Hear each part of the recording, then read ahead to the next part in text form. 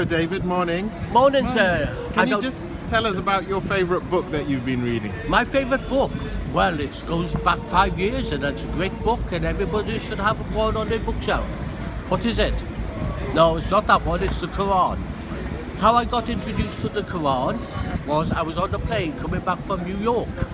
Yeah, that's over that way. Oh no, it's not. It's over that way. And the thing is, believe it or not really, this guy was reading a book.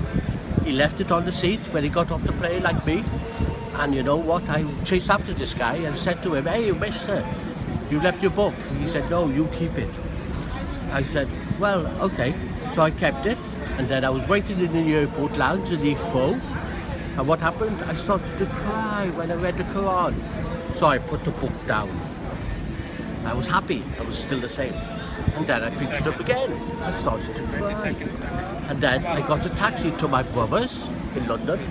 And then what happened? I told him about the Quran, that had made me cry. And do you know what? Just a moment.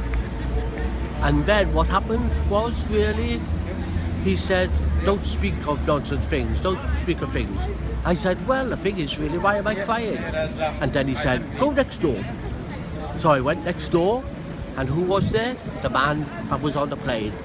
And the thing is, name a number, any number. The thing is, I'm not selling that Quran for £20 million or £20,000.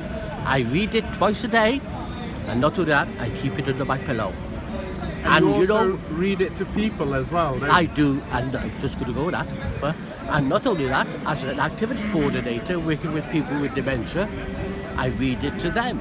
And the thing is, they ask me questions, I don't know all the answers, but I know there's one thing in the Quran. What is it? Truth. And if you was lost in the desert, or you was lost somewhere in town, you'd ask somebody away. What's the Quran? It's a map for life.